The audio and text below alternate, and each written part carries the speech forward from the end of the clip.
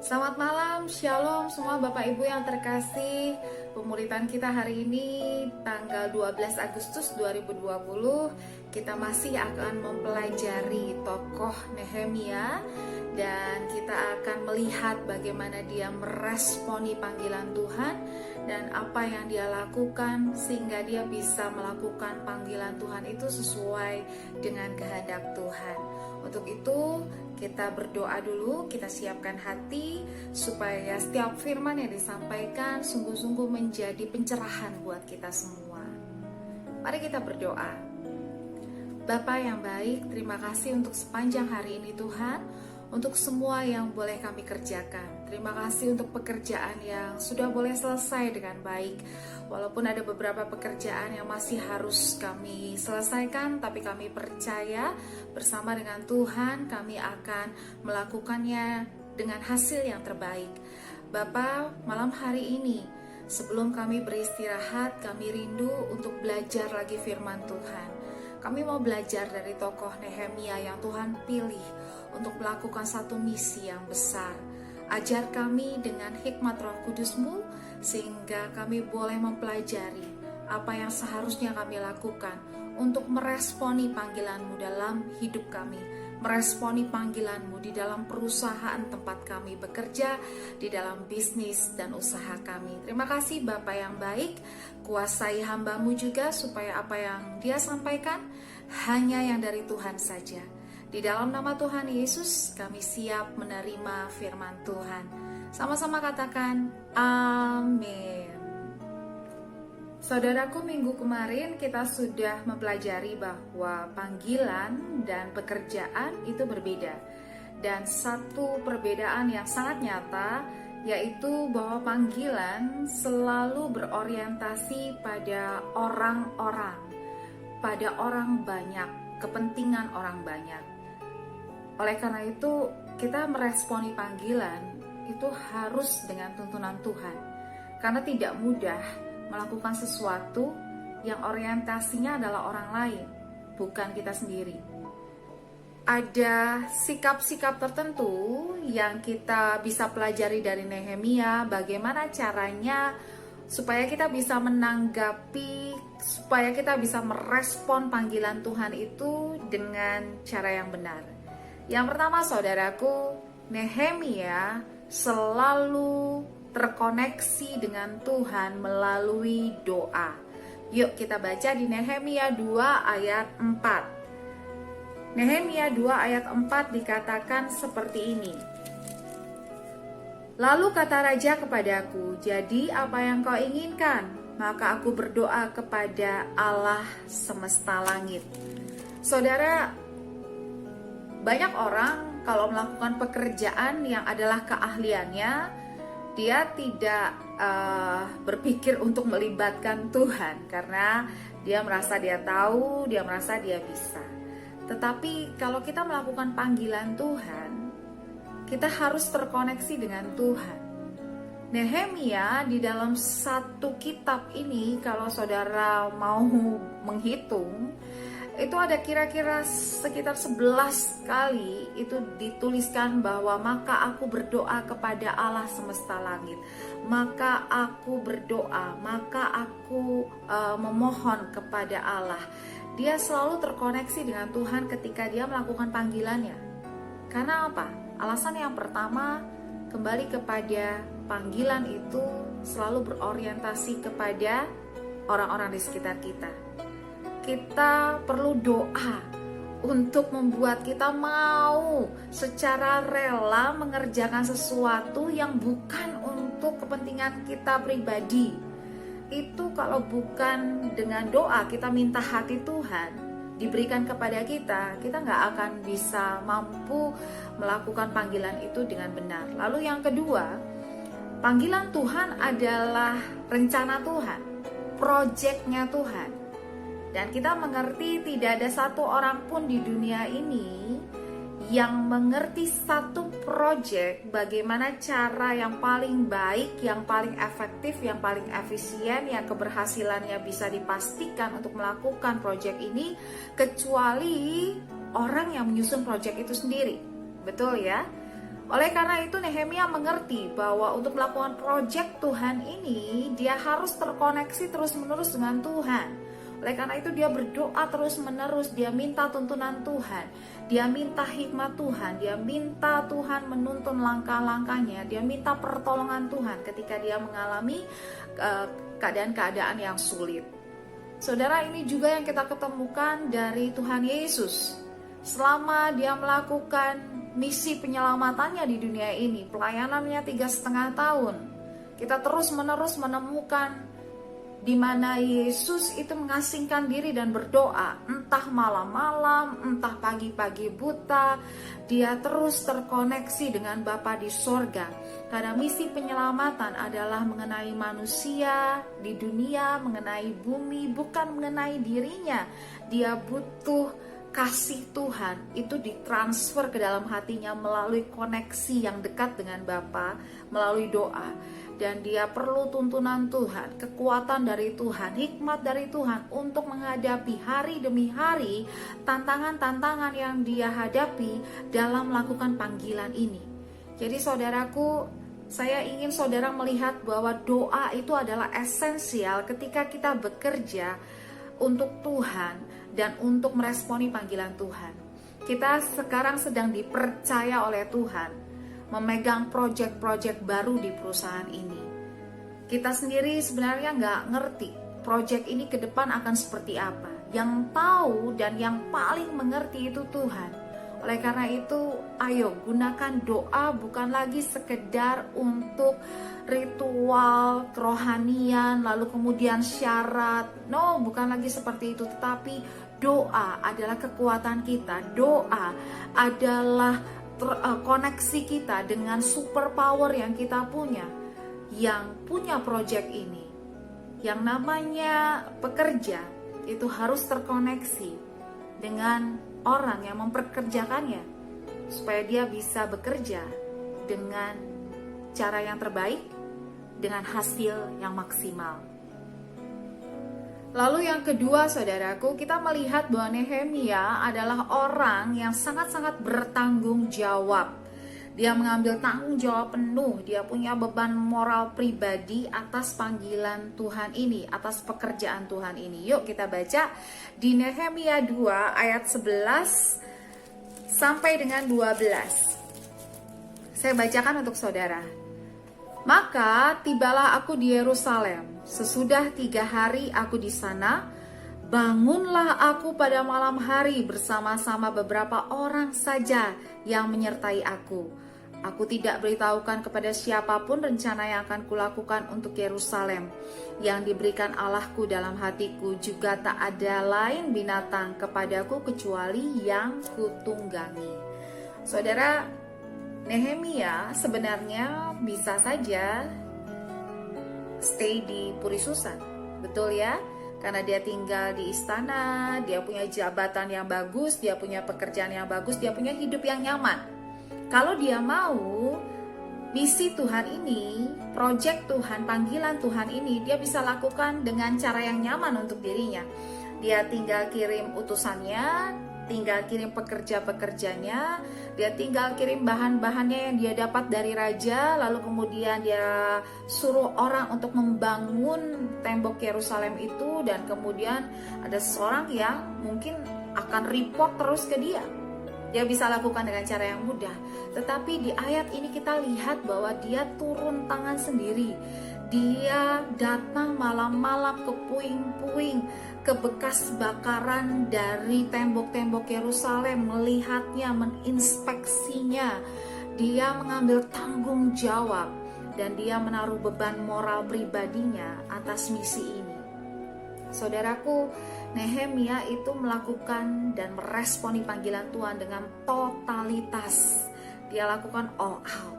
Walaupun dia sebenarnya punya pilihan untuk melakukannya dengan cara yang nyaman. Saudara, ada banyak hal yang memang tidak nyaman ketika kita melakukan satu proyek baru, ketika kita melakukan satu panggilan Tuhan. Tetapi seorang pemimpin, seorang leader yang baik adalah dia yang mau mengambil tanggung jawab secara pribadi. Dia tidak bersikap sebagai bos yang hanya menyuruh, lalu memberikan instruksi-instruksi dan kemudian memberikan target-target, lalu kalau ada kesalahan dia mengoreksi dan sebagainya. No, dia mau turun tangan sendiri, dia mau melakukan segala sesuatunya dengan tangannya sendiri, sehingga orang-orang di sekitarnya melihat dia dan dia menjadi satu teladan yang luar biasa. Saudaraku, mengambil tanggung jawab itu kedewasaan seseorang ketika dia meresponi panggilan Tuhan. Dan ini kita pelajari lagi-lagi dalam diri Tuhan kita Yesus, bahwa sebenarnya ada banyak cara Tuhan menyelamatkan manusia. Tuhan menegur manusia. Di pandemi ini aja kita belajar bahwa satu virus kecil itu membuat banyak orang berbalik kepada Tuhan, mulai lagi berdoa, mulai lagi mencari Tuhan, bertekun lagi dalam doa. Gereja-gereja semua berseru-seru pada Tuhan, bikin kegerakan doa dan sebagainya, hanya karena virus kecil sedikit saja. Jadi misi penyelamatan Tuhan, penyelamatan dunia sebenarnya bisa dilakukan dengan berbagai cara. Tetapi kita lihat bahwa Tuhan Yesus memilih untuk mengambil tanggung jawab secara pribadi. Dia turun sendiri ke dunia. Dia pikul sendiri salib itu. Dia jalani sendiri via dolorosa itu. Dia mati di kayu salib. Bahkan dia dikuburkan.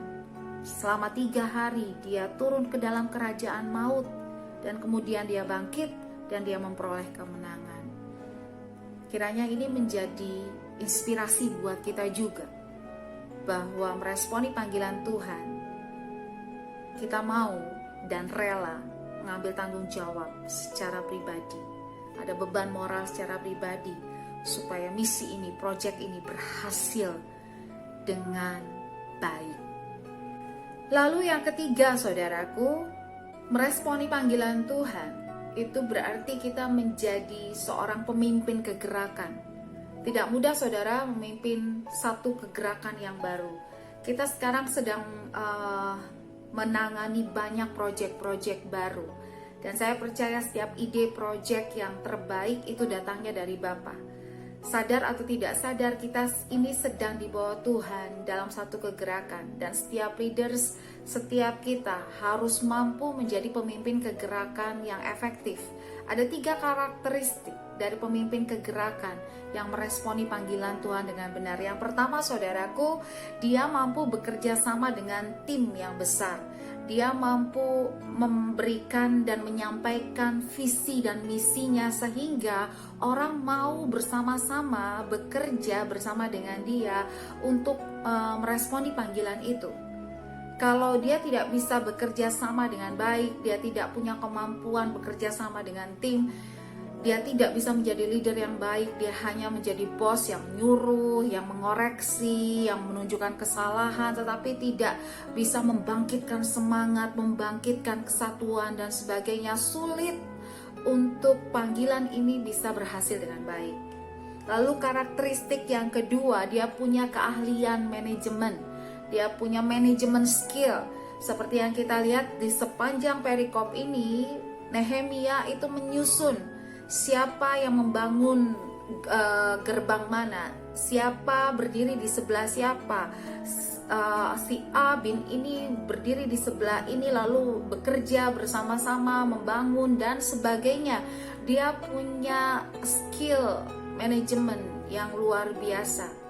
Karena apa, saudara? Kalau saudara temukan nanti, saudara baca secara jelas bahwa tembok Yerusalem yang besar itu dibangun Nehemia hanya dalam waktu 52 hari.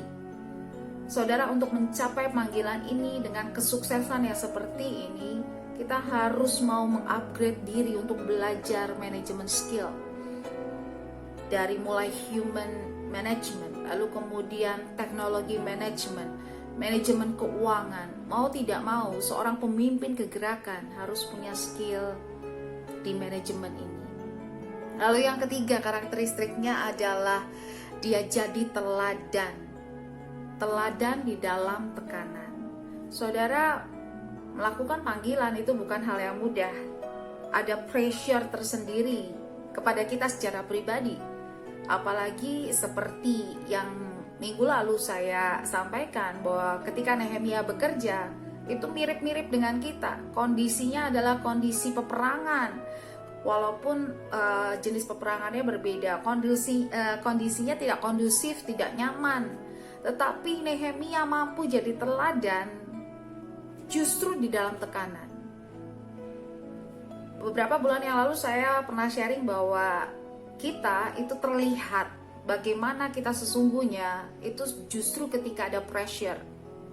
Kita akan kelihatan karakter kita sesungguhnya, kepribadian kita sesungguhnya, kualitas kita sesungguhnya itu terlihat. Jadi saudara, kita harus bisa menjadi teladan justru ketika keadaan itu tidak kondusif dan tidak nyaman. Kita harus bekerja dalam kondisi seperti ini. Karena apa? Karena tim perlu keteladanan seseorang yang bisa dia percaya, yang bisa dia andalkan. Kalau pemimpin kegerakan tidak bisa menjadi teladan, maka kocar-kacirlah seluruh tim yang melakukan proyek panggilan Tuhan ini. Jadi, segala sesuatu yang kita lakukan untuk meresponi panggilan Tuhan, saya tahu tidak ada yang mudah. Tetapi kembali lagi, ketika Tuhan memanggil seseorang untuk melakukan satu proyeknya, walaupun tidak mudah, tetapi kalau dia memberikan diri, dia mau meresponi dengan benar, dia punya hati yang tunduk taat pada Tuhan, Tuhan akan memperlengkapi dia. Tuhan akan memberikan dia setiap hikmat, setiap pengetahuan, setiap kebijaksanaan. Bahkan Tuhan akan menuntun dia dalam setiap keputusan-keputusan. Jalan-jalannya akan dituntun oleh Tuhan. Saya percaya proyek-proyek yang sedang kita tangani sekarang ini adalah panggilan dari Tuhan. Mari responi dengan benar. Mari responi dengan cara-cara seperti yang Nehemia lakukan. Dan terlebih lagi melihat dan memandang kepada Yesus Tuhan kita yang sudah berhasil melakukan proyek terbesar dalam dunia ini. Melihat bagaimana cara Tuhan menuntun Nehemia, kita percaya kita juga bisa melakukan semua proyek ini dengan hasil yang gilang gemilang. Karena kemenangan ada di pihak kita jika kita berjalan bersama Tuhan. Maju terus dalam Tuhan. Tuhan Yesus memberkati. Mari saudaraku, kita tutup pemuritan malam hari ini. Kita mau berdoa bersama-sama. Bapa yang baik, terima kasih untuk rema firman Tuhan kali ini. Kami tahu tidak mudah meresponi panggilan Tuhan dengan benar. Tetapi ajar kami hari demi hari Tuhan untuk menjadi semakin sama seperti Kristus. Ajar kami untuk punya hati yang lemah lembut sehingga mudah dibentuk oleh Tuhan. Kami berdoa untuk setiap proyek baru, proyek-proyek Tuhan, panggilan-panggilan Tuhan dalam trio grup ini, misi-misi Tuhan yang Tuhan taruh di dalam trio grup ini. Biarlah semuanya terjadi sesuai dengan kehendak-Mu saja. Terima kasih Bapa yang baik. Kami mau juga bersama-sama mau menaikkan doa yang Tuhan ajarkan kepada kami. Bapa kami di dalam surga, dikuduskanlah nama-Mu. Datanglah kerajaan-Mu. Jadilah kehendak-Mu di bumi seperti di surga. Berikanlah kami pada hari ini makanan kami yang secukupnya. Dan ampunilah kami akan kesalahan kami, seperti kami juga mengampuni orang yang bersalah kepada kami. Dan janganlah biarkan kami masuk dalam pencobaan, tetapi lepaskanlah kami daripada yang jahat, karena Engkaulah yang punya kerajaan dan kuasa dan kemuliaan, sekarang dan selama-lamanya. Amin. Terima berkat yang terbaik dari Tuhan saudaraku. Angkat hatimu dan aminkan setiap doa berkat ini. Diberkatilah engkau oleh Tuhan. Diberkatilah keluargamu oleh Tuhan. Diberkatilah pekerjaan, usaha, bisnismu oleh Tuhan. Apapun yang diperbuat oleh kedua tanganmu dibuat Tuhan berhasil. Diberkatilah engkau dengan kesehatan yang ilahi. Diberkati engkau dengan panjang umur. Anugerah dari Bapa di sorga, cinta, kasih, dan pengampunan dari Tuhan Yesus, penyertaan, hikmat, dan tuntunan dari Roh Kudus selalu bersama dengan saudara mulai malam hari ini sampai Maranatha, bahkan sampai selama-lamanya. Amin. Selamat malam semuanya, selamat beristirahat. Tuhan Yesus memberkati.